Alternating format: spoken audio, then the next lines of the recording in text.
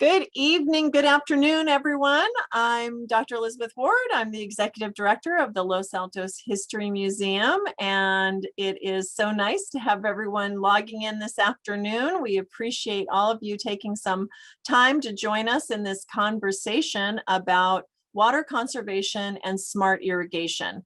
We're really excited to have the gathering of perspectives and ideas about how to make sure our heritage orchard is well cared for.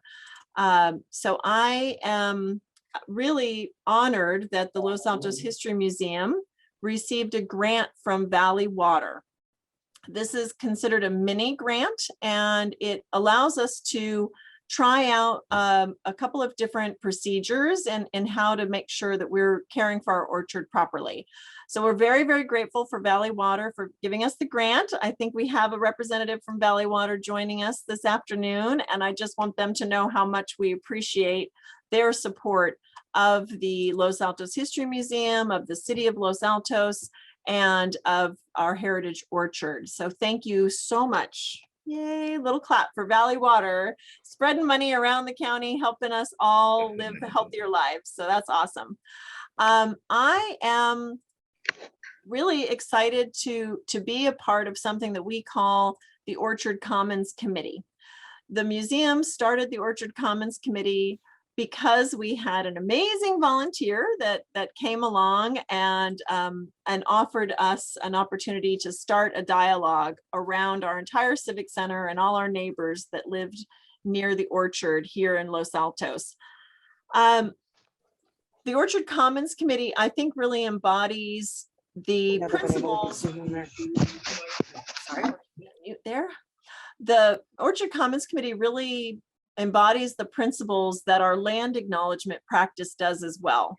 So I want to start this afternoon by acknowledging that the Los Altos History Museum, the Heritage Orchard, the Civic Center, this all exists on the traditional homelands of the Muwekma Ohlone. They continue to steward the land as they have for thousands of years, and we are working to repair our relationship with the Muwekma Ohlone and to care for their history and their heritage and to share their narrative as widely as we can. So I appreciate this opportunity to have a dialogue about our land and about how to care for our limited resources in a way that I hope our Muwekma hosts would appreciate, and we're continuing that dialogue with them into the future. The Los Altos History Museum gathers and shares compelling stories and narratives of our shared heritage. We work to challenge established narratives and to make sure we are telling an inclusive story of Santa Clara County.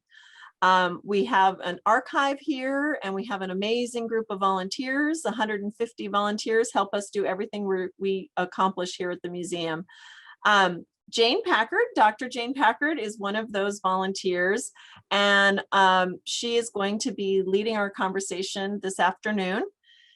Jane was very instrumental in getting us the grant from Valley Water.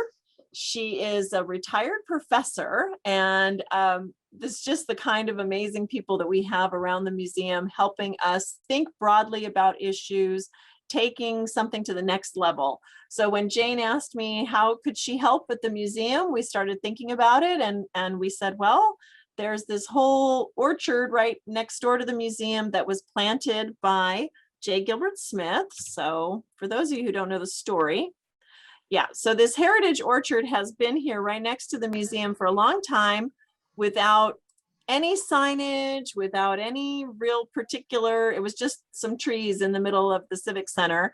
So since the Orchard Commons Committee has come together, we've gotten some signage put around the orchard.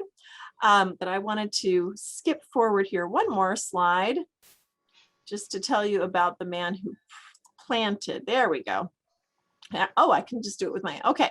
So the historic orchard was planted by J. Gilbert Smith, and the Los Altos History Museum cares for his home. His home was built in the middle of an apricot orchard, and the home still stands today as the centerpiece of the Los Altos History Museum. So pockets of his orchard also still exist. And that's like a very interesting dynamic. We have a historic house and we know how to care for a historic house. There's lots of other historic houses in the, not only in the area, but across the country, there's historic houses. So there's groups for that. And there's networks of people that care for historic houses, but there's not a similar network for historic orchards. And that's really where Jane noticed a need and where she noticed that we could have increased dialogue around it.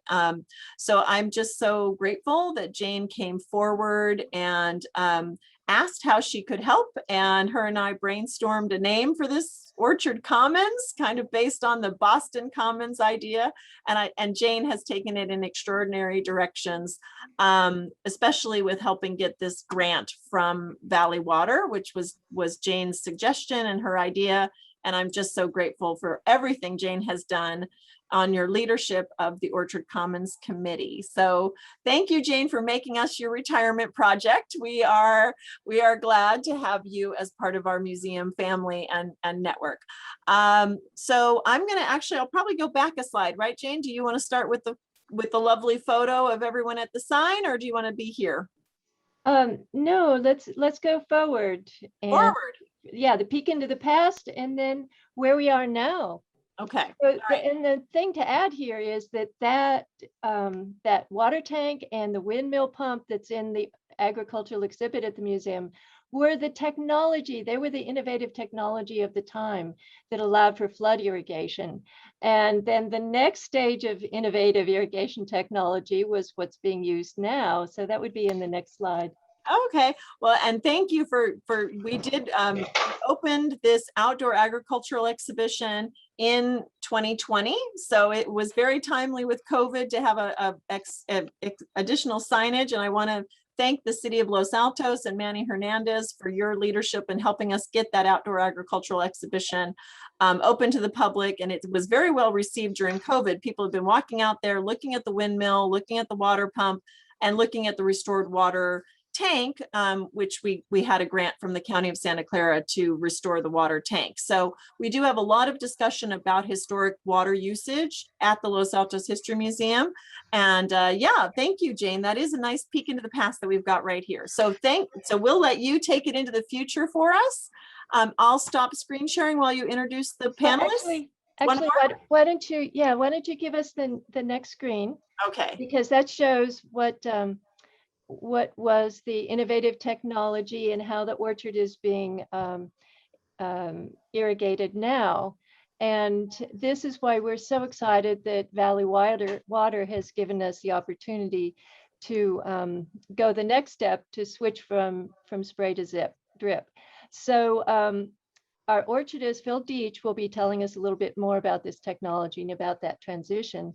But perhaps Elizabeth could drop into the chat a link from Valley Water, because they provide a number of programs that promote water conservation outdoors. And our audience may be interested in taking a look at some of those programs. So we're really excited about that. This will help. What we're hoping is that our discussion today will be more or less a demonstration that will help inspire our citizens to conserve water. So let's transition to the next slide, if we may. Oh, yeah. Okay, good. You've got the one. Peggy Lamb put the link in there for us, so we're all set. Oh, great. Thank you, Peggy. Super. All right. Okay, next slide. There we go, Valley Water. Okay, you've got that one. Next one. Okay. There we go. Okay. So I would like to welcome our panelists, and I'll try to keep us on time so that we can finish up in an hour. But here's the plan. First of all, I'll let each of our panelists introduce themselves, and then we'll have about 5 minutes for each panelist to tell their perspective on how smart irrigation relates to water conservation. And then we'll open up for panel discussion, and we'll invite our audience to put your questions in chat, or if you want to be recognized, raise your hand, and Elizabeth can link you in as a guest. So our panelists include Manny Hernandez from the city of Los Altos, Frank Niccoli from Foothill College, and Phil Doetsch, who's with our orchardist, our city orchardist. His company is a farmer's son. I love that design. So as we talk, Elizabeth will drop relevant links into the chat. And then also we will have like a link at the very end where you can download, one page that has all those links on there. So that'll hopefully be something you could take home with you and contemplate. Okay, and I want to clarify that our discussion really is bringing to the table all of the information at this point. Our panelists will be making a decision about what will be the design for the switching to smart irrigation in the orchard. And they'll be making that decision sometime within the next month. But at this point, with your help, we just want to bring all the ideas to the table, basically. So Manny, let's hear about your position and role in this initiative. Thank you, Jane. Yes, can everyone hear me? Yeah, good. Clear? Okay, good. So yeah, my name is Manny Hernandez. I'm the Maintenance Services Director for the City of Los Altos. I've been with the city for almost 6 years, and I've been doing the maintenance services for about 3, almost coming up on 3. So, but yeah, I have a parks crew who does have irrigation knowledge. And it's been great working with Jane and the Orchard Commons to try to get more of that knowledge and bringing it together. But yeah, we do have some park specialists that understand this, so they're helping from our end at the city as well. So we appreciate what the Orchard Commons is doing, though. Great, wonderful. Phil, can you jump in and introduce yourself? We had a little bit of technical difficulties with Phil earlier, but let's see if he's been able to resolve those. Phil? Well, let's go on then to Frank. Frank, can you introduce yourself and Sure. My name is Frank Nickley. I'm the director of the horticulture program at Foothill College. I got involved with the Orchard Commons in a kind of a roundabout way. We were trying to get internships for some of our students. And so far, we've had 5 students do internships with the city of the Los Altos History Museum. It's been a very good experience for the students. It's giving them some real-time, real-life experience that looks good on their resume. I do teach a number of classes up at Foothill College regarding irrigation. And so when we finally got the grant from Valley, I was excited that we were going to get this orchard under control. Great, and we're so fortunate that Frank brings to us really a cutting edge knowledge about the technology. So that's wonderful. So My life to the audience. Yes. Beach, City Orchard when I first saw it, and I thought that it's one of the jewels that the city is blessed with, and that should be maintained and taken care of. And the opportunity arose, so I decided that I would apply for it. And it's very rewarding. I grew up on a ranch in Los Gatos, growing apricots, my dad and my brothers and stuff, and pleasure to get back into it. Oh, that was nice. He called our heritage orchard a jewel that Los Altos needs to take care of. We appreciate that, Phil. Thank you. Yeah. Okay. Okay. Wonderful. So, Jane, do you want to? Yep. Is there? yeah, that's great. So now we know who our panelists are, and let's hear a little bit from each of them. So let's start with Manny. And Manny, can you share with us what are some of the challenges of maintaining a historic heritage orchard at a civic center? Yes, thank you, Jane. Yeah, challenges for an orchard is it's something with, as I was discussing, I do have some irrigation specialists and some tree specialists, but when you're talking about an orchard, it's something that's coming, that's developing the fruit and bringing that out, and so it does have special needs, and that's why we oversee the contract with Phil. So Phil is our expert in being that orchardist and what the orchard needs. So I think that's an initial challenge, because it's not just like the other trees. Oak trees are very common, redwood trees are very common in our city, but this orchard, it does have special needs. Probably the biggest challenge though, Jane, is definitely how dear the community, or how close this community holds this dear to them. This orchard is very special in the community. And just as an example of that, I'm sure everybody listening right now understands the value of property in the Los Altos area. And for a city to really commit, and a community to commit to an orchard of this nature that is on very valued and very valuable land, it shows that it's a treasure, it is a jewel, it is a gem that people refer to it. So we have to do our best to keep this orchard in good shape and functioning. And so there is no question that people would want to keep this.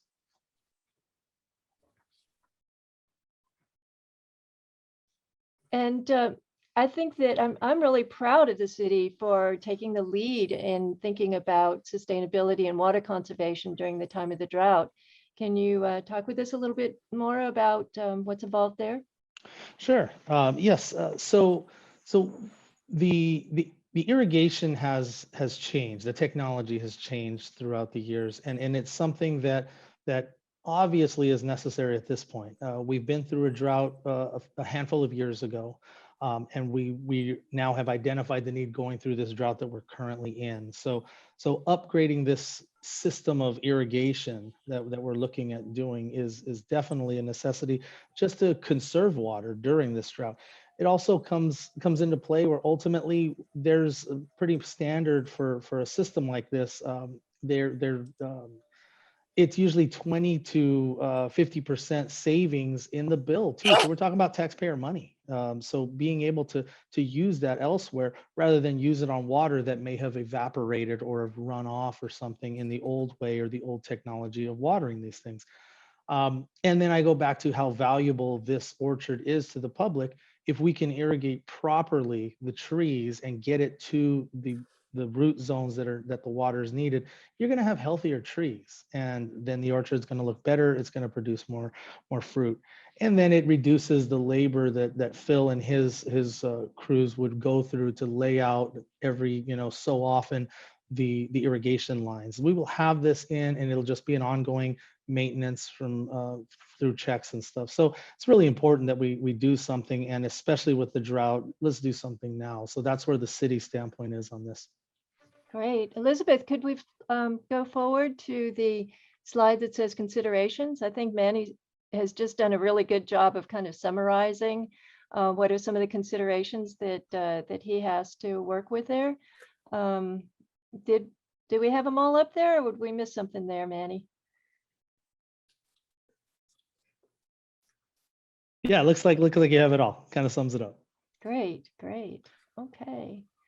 Good. And we see there in this picture, Phil and his assistant putting together those pipes, which is the system that's used now.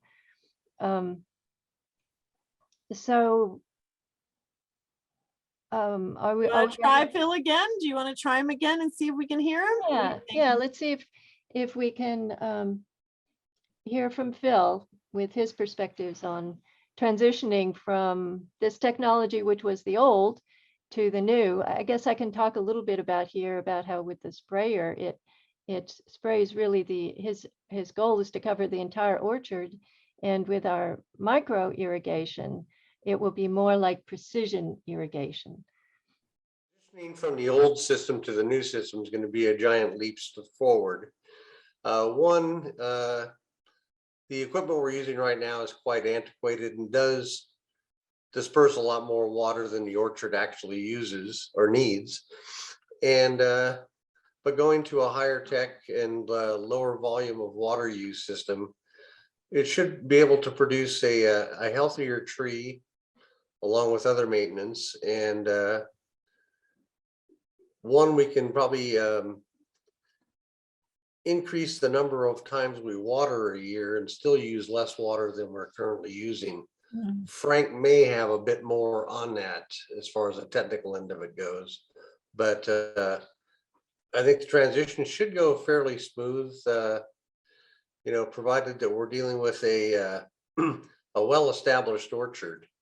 So I think it'll be a crown jewel of a system once we get it in and get all the little gremlins worked out. So Phil, I really like when we visited, well, why don't you tell them a little bit about the visit? Is there anything you want to add, Frank, to that? No, why don't you tell us about your visit to the other working orchards in the area, to Andy's orchard and to Phil Constantino's orchard? Kind of talk a little bit about the comparison of the garden versus the conventional style of irrigation. Well, in visiting some other established orchards, one was Phil Constantino's over at G&P Orchards in San Jose, and another was Andy's Orchards down in Morgan Hill. We learned about the established drip or line irrigation systems that they're using. And they said that both have experienced a tremendous amount of water savings in their field, and that they can more or less micromanage their disbursement of water when they need it, where they need it. And of course, their orchards are more elaborate and spread out than our little 2.5 acres that we have at City Hall. So, but it is good going out and listening to the others that have it already established. Great. Elizabeth, can you give us the next slide and we can take a look at. And we did learn that there's a variety of sprinkler heads available for the micro spray system. So getting the right one to tune up our orchard is, you know, take a little fine tuning, but we'll get it right. Yeah. So basically we saw two types, the fan jet and the rotators. Elizabeth, if you can drop those links into chat, but then go on to the next slide, which shows a little bit more detail of what was some of the technology that was used in those two local orchards. So, you know, for those of you who are thinking about this, you know, you want to see how are other people using the technology in our local area. How do you do a test run? Well, I don't know too much about this type of technology. This is an older technology that has been used in orchards, and many of the newer technologies are much more efficient than this type. Although this is still a very viable type, it does put out more water than a strictly drip system. Yeah, so what we're learning is that there are, you know, a variety of different approaches here. Great. So thank you so much, Phil, for sharing with us where we've been in terms of learning about what the existing system in our orchard is and what is currently being used by other orchardists in the area. And now let's move to Frank. And can you share with us your perspectives about some of the advantages and disadvantages of micro irrigation? And maybe tell us a little bit about what micro irrigation entails, because it's kind of confusing. Like, you know, what's drip irrigation, what's micro irrigation, what's, you know, micro spray. Yeah, share with us your perspective on that. Micro irrigation is just a low pressure, low flow type of irrigation that accomplishes many things. It delivers water directly to the root zone. It delivers it very slowly over a long period of time, which produces runoff. As you know, we have heavy clay soils in the Los Altos area. And if you apply water too fast, the water doesn't soak in, it runs off. And micro irrigation solves that problem by allowing it to percolate into the soil and get to the root zone of the trees. It also reduces evaporation, which is key. On a conventional system, you're going to save anywhere from 20 to 50% of your current water use. And that hopefully with this new system, we're going to reduce plant loss. Plant loss in the orchard is definitely a factor that has to be taken into account when you're designing these kinds of systems, along with fruit quality and amount of fruit. The other part of this, and I hope that this is where we eventually go with this, is that as part of the internships with students from Foothill College, we had a internship that designed and installed a pollinator garden. And one of the keys to orchard health is the pollinators. As most of you know, we are seeing a significant decline in pollinators. We are all, and birds, by the way, but we're losing a lot of our bird species. So I'm hoping that once this system is in place, that we cover crop it, and the cover crop will be advantageous to pollinators and the birds. You can always tell the health of a system by standing in the middle of it. And if you can hear birds, it's somewhat healthy. And you can stand in this orchard, and that's what you hear. Silence. So that's part of my goal.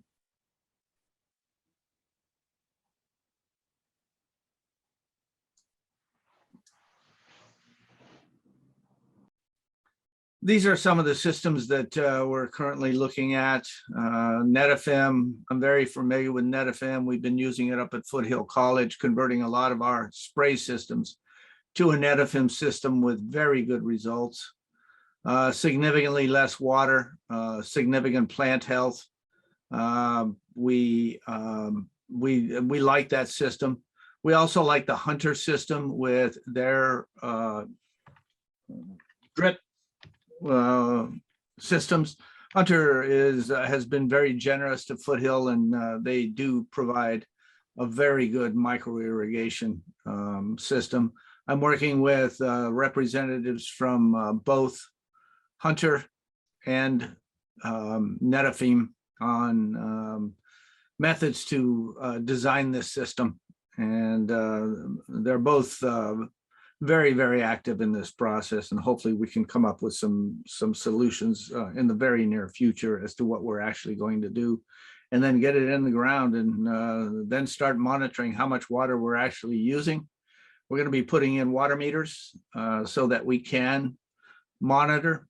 And listening to Phil, we know it takes a lot of labor to irrigate this orchard, and this system will eliminate a significant amount of that labor.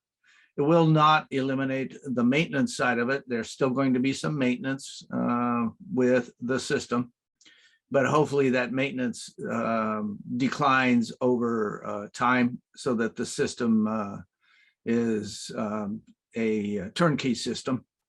The other part of this is that plant health is key. Plant health equates to the amount of fruit that you're getting. It also, in terms of harvest, those of you who aspire to the honorable harvest know that all that fruit does not belong to you. A part of that fruit belongs to those who brought you that fruit. So we'll be hopefully having some seminars about honorable harvest and honoring those who were on this land before we were. Wonderful. Could you just kind of like run down the various different options for micro irrigation? Elizabeth, maybe you could move on to the next slide. So subsurface drip emitters, a Netaphim or a Hunter system. is one that I've been using up at Foothill for quite some time now, and it works quite well. The protocol, whether we're using Netaphim or Hunter, is have 2 lines on either side of the tree. Those of you, I see a lot of my students in this seminar, those of you who have had my classes know that the roots of plants have apical meristemic tissue. That apical meristemic tissue has a charge. Water has a charge. And my hope is that if we can get water into the system in a low and slow way, that the roots will find that water. I'm sure they will. And bring that water into the tree to produce a quality product and reduce loss of plant material. So that's the key with subsurface.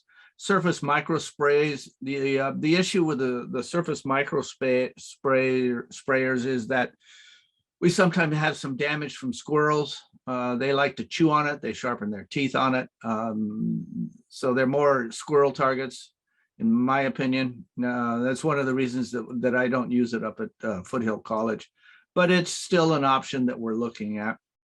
Above surface micro sprayer, it would not be my first choice, but it is still in the mix. My choice is definitely subsurface drip emitters. Yeah, good point. So again, we're kind of trying to bring the information to the table, and there may be some of the folks in our audience that have other applications, but thank you so much, Frank, for kind of walking us through what are those options. So I want to thank our panelists for sharing your perspectives, and now it's time for us to move on to discussion and hear what are some of the questions that our audience may have. So again, there's 2 ways that you can ask your questions. You can post a question in chat, or you can raise your hand and Elizabeth can recognize you and you can ask your question in person. Ask a question, Jane? Yeah, sure. Kick us off. I'll kick you off. I would like to just, hear, well, I wanted to say that the grant application that Jane constructed had this idea of comparing 2 different methods. So are we still thinking about trying out a couple of different methods in the orchard? And maybe Manny, do you want to say anything about how we would evaluate the difference between a couple of different methods if we did do that? Thank you. Yeah, I can help out with that one. Yeah, I think that's still on the table. I think it would be efficient to do that and to get something with the section that we are going to do this trial on. And with that, it is exactly that, is trying to find the best thing for our orchard, what may work for those listening or joining us today in their garden is probably different than what we'd use in the orchard. So yeah, with having all those options at our disposal, I think that could be still something that we decide on, as having multiple, or even stepping it up, having emitters connected to lines that could be changed out for different emitters, depending on what we want to do. So that is something that we still can discuss. Great. Thanks, Manny. Don has a question, and it is how much water does each tree need, and what data drives the calculations? Is that something that Phil or Frank could talk about? Well, a typical orchard uses 30 to 35 inches of water a year. If we have our normal rain, which we have not had over the last few years, that amounts to about 18, 19 inches. So you subtract that from the 30 to 35 inches of rain, and you have approximately about 15 to 20 inches of water that needs to be applied. On an orchard this size, that's about 500,000 gallons, roughly. Great. Another question here. When we're talking about the subsurface management, are we talking about the lines being under dirt or under mulch? Well, first of all, it's soil, not dirt. Soil. Caught me on that one. Yeah, it's Yeah. living, isn't it? It's living soil. My students are chuckling at that one because they know Yeah. I'm busting them every time on that. So you can put it underground if you like. 2 inches is all right. I see a question from Marie. Does inline Netaphim or Hunter work for a home garden? Yeah, absolutely. With 3 fruit trees, you probably need to put in more, carry that Netaphim to a much larger area than just 3 fruit trees, but it will work in a home garden. Many of the home orchards up in the Los Altos Hills area have been converted to Netaphim. I know because I at one time had a company and I converted many of those to Netaphim. It looks like, I think Phil wants to say something about how many the trees were. So let's see if we can get him to how much water each tree needed, and how he knows that. So let's see if we can hear him. No, I agree with what Frank said. And that about 32 inches, I'm hearing a very bad reverberation. I'm going to be quiet right now. You agree with Frank? Okay. Yes. All right, great. Thank you, Phil. So one of the things, another set of words that's used here is precision irrigation, and the possibility that there might be different types of ways of applying water depending on the needs of the different types of plants in your garden. And so we have a question in chat here that kind of relates to that. So the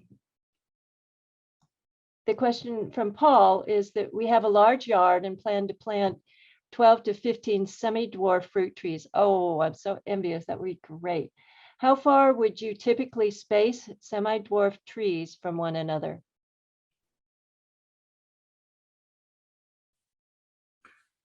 That's a difficult question to answer in that it depends on your pruning style. If you're going to espalier those particular types of trees, you can actually get more trees in a smaller amount of space than if you were to prune them for fruit. So as Phil would answer this much better than I, but you prune differently when you're emphasizing fruit. Semi-dwarf is kind of a term that is more of a nursery term. There's a pruning style in which you prune those trees to the point where you can still reach the fruit. A semi-dwarf tree, if you allowed it to grow fully, you'll never be able to reach the fruit. So a lesson in pruning is definitely needed here. Good point. That's an important aspect of the care for the orchard that Phil also provides. Absolutely. Jane, I thought this question from Carol. Oh, I think maybe that might have gone only to me. I'm sorry. So I'm just going to go ahead and read it. Carol asks, I'm interested to know the challenges working with subsurface systems like Netaphim. What about expanding roots and fertilization? How do you get the fertilization to the trees? I think she means, but the expanding roots one was one I was thinking of too, Frank, when you were talking about the roots sort of going to where the water is. Do you want the roots along the surface, or, what's the advantages, or is there any potential challenges of working with Netaphim in terms of expanding roots and fertilization? Carol has asked. That's an excellent question. If you're putting the Netaphim 2 inches under the soil, you're actually in the feeder root zone. Your feeder root zone on most of your plants is anywhere from 8 to 12 inches. On these trees, it's probably more in the 4 to 6 inch range. And so that's a sweet spot for installing that Netaphim at that rate. Will you get root intrusion into the emitters? Perhaps, but it's going to take many years before that's going to happen. If the roots happen to colonize around the emitters, that's a win.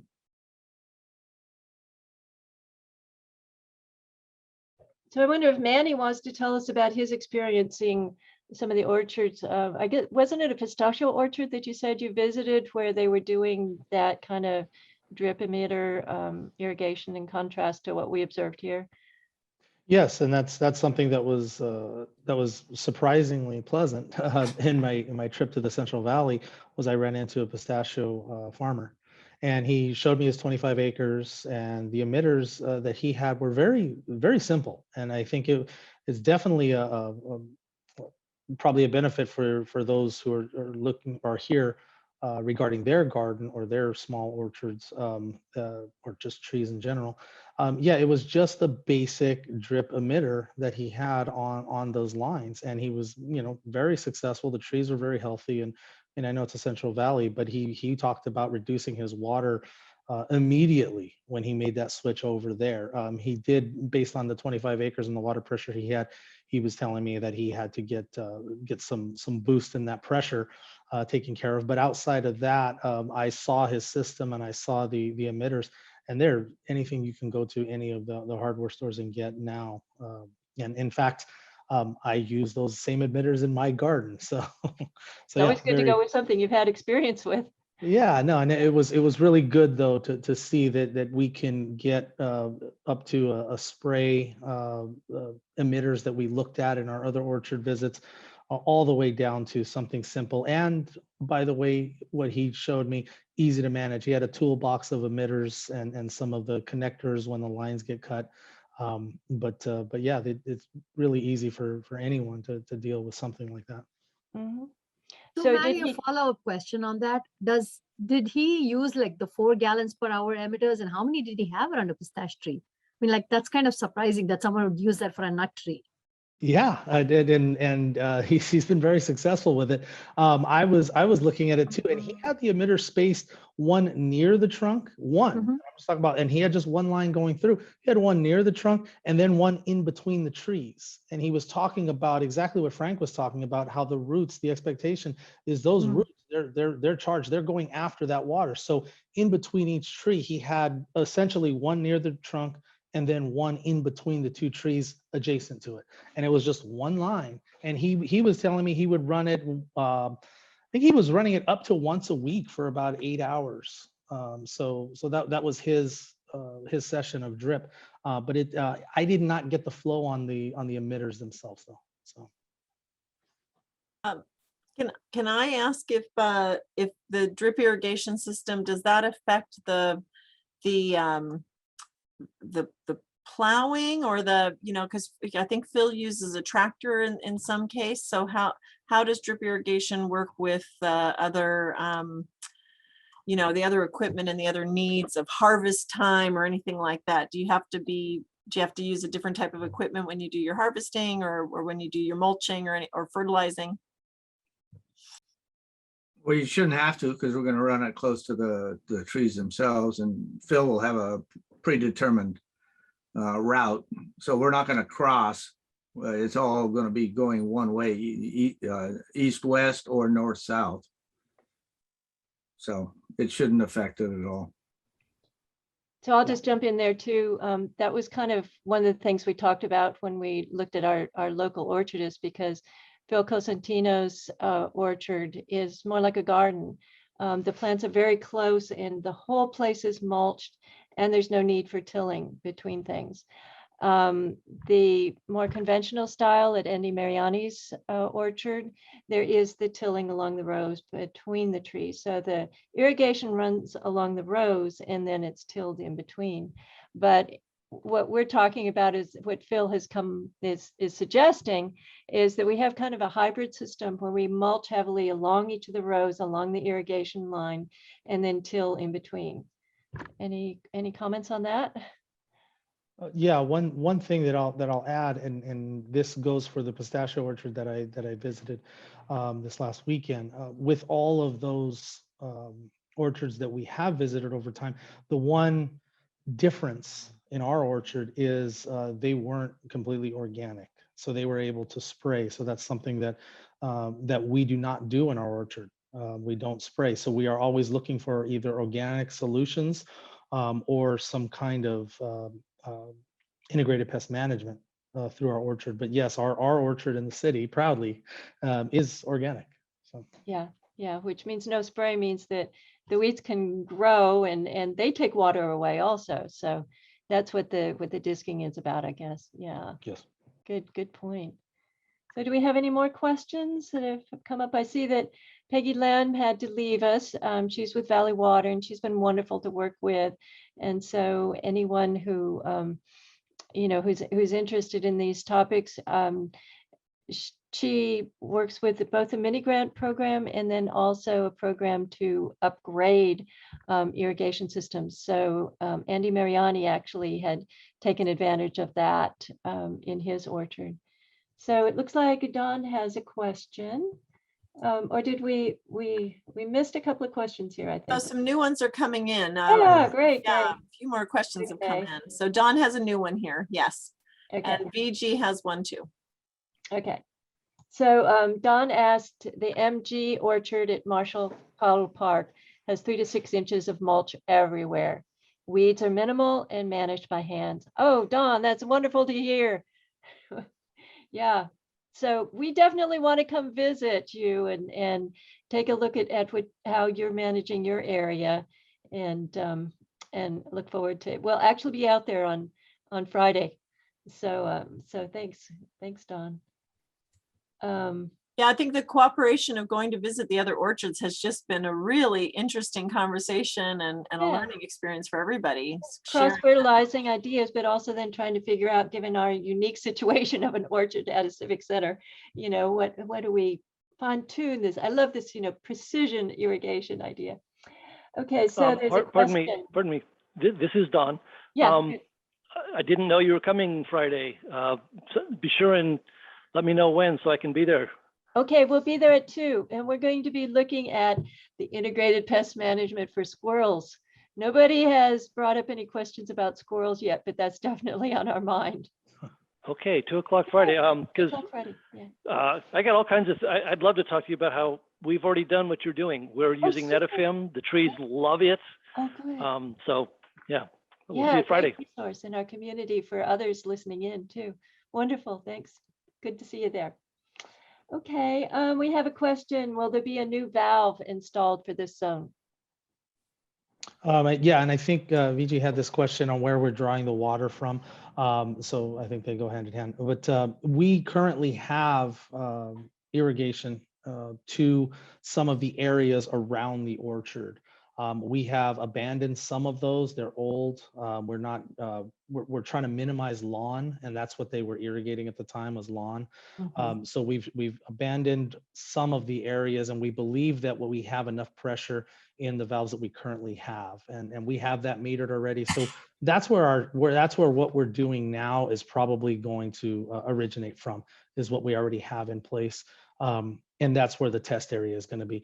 Later on, we'll look, but in discussion with the group and getting input, we believe that there would probably be enough pressure to handle the 3 acres that we have. So. And Paul has a question that I think probably will be for Frank. How much linear feet of drip line like Netaphim can go on a single circuit, assuming use of a pressure reducer? That's a good question. So the Netaphim, depending on which one you use, puts out a certain amount of gallons per hour, not gallons per minute, it's gallons per hour.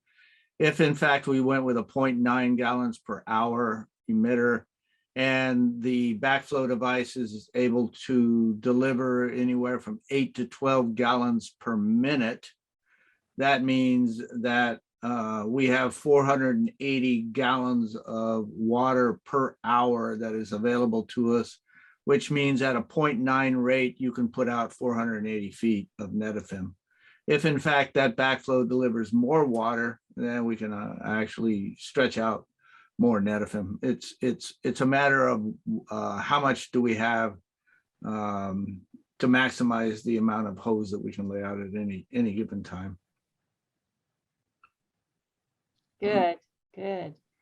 Okay, I see we're kind of getting towards the end here. And so we have one last question here. Any advice on managing squirrels and rats? They devastate my fruit, so we get almost no fruit. This is a question very dear to my heart, given that I'm, like the wildlife biologist on the team, and I totally know how that's done. And so the integrated pest management, there are three principles. First of all, you remove whatever it is that attracts the animals. Here in the orchard, it's the ground squirrels that are our issue. Secondly, you create barriers that will repel them away from the places they shouldn't be, like foundations and the roots of trees and things like that. And that's something that we may be starting a research project actually to see what kind of effective barriers work, because the squirrels are so smart. They get around a lot of things. And then only after having done what they call those cultural practices, is it appropriate to consider something like lethal control. And so we're working very carefully with the county extension about what they recommend in organic producing areas. And there, as a homeowner, there are services that you can contract with to come help you on your site. And that's why we will be going to Marshall Cotler, because integrated pest management is an ongoing process. You don't just like do one thing one time and have it done. You have to work with those critters. And I gather that they have a successful way of doing it at Marshall Cotler. So we'll be looking at that on Friday. So at Foothill College, we have installed owl boxes, and we're using that 54% of their food is squirrels. Yeah, a lot of fun things. But they are opposite creatures, right? Like one is nocturnal and the other one is diurnal. How does that work, Frank? Oh, they usually get them late in the afternoon, evening, and the owls are usually out. And we have a number of raptors up in the Foothill area because we are not using chemicals. So the squirrels do not have a chemical that poisons the raptors if they pick it up. So we're encouraging the raptors by putting in perching and making it very hospitable for the hawks to come in and help clear up the population. That's a wonderful example of integrated pest management. Thanks so much for sharing that. And it looks like we're about to the end of our time here. Oh, okay. Jane, can I just say at the museum, we planted one apricot tree next to our water exhibit, and I don't know whose suggestion it was, but somebody suggested this like little metal wrap along the bottom of the trunk so the squirrels can't. Now that doesn't work if the trees are too close together, but this tree is like out by itself, so they have trouble. I'll talk with the garden gals about tanglefoot. That's another option. Oh, okay. Well, no, we could have a whole nother seminar. But I want to just like really thank people. Perhaps Elizabeth, you could go to some of our going out slides. I'm just gonna, and I'm gonna put in here because this is the Google Drive with all the links that we talked about today. That's there for you. So if people missed some of those links, this is one link that will get you to them all. One link to get to them all. Yes. Here's our beautiful orchard in spring. Well, this is actually Andy's orchard. Got the irrigation. I was going to ask about that irrigation. I'm like, did something happen? I didn't see that. No, that's what we're going towards. That's the vision of the future. Yeah. All right. Well, there you go. So we want to continue this dialogue. So please follow us on Facebook or email. It's really easy to get a hold of us. Just hello@losaltoshistory.org. And that will get to me or others, and I will forward it on to others. So thank you so much for joining us today. Do you have some parting comments, Elizabeth? I just wanted to say we will be out in the Civic Center orchard over the next couple of months. Keep an eye out for it. We'll email everybody when we have the work days scheduled, and you're going to be welcome to come by and interact with the interns that and the city workers that will be doing some of this work. And please give a shout out to Valley Water if you see them, or if you want to do your own mini grant. We have a link in there of how to do it. So thank you guys all so much for being with us this afternoon. It was wonderful to have this conversation, and so glad that so many people care about our heritage orchard and want to make sure we're finding new ways to water it and take it into the 21st century. So that was very much. And also that we appreciated. encourage you to conserve water by using some of those ideas in your own landscaping. And it's not just mini grants with Valley Water, there's also rebates, and they'll do surveys. And if you jump on their outdoor water conservation website, you'll find a lot of programs that they're offering that can help our entire community. Thank Okay. you. Thanks, everybody. Okay. Thank you. Okay, come by for a walk. Come visit.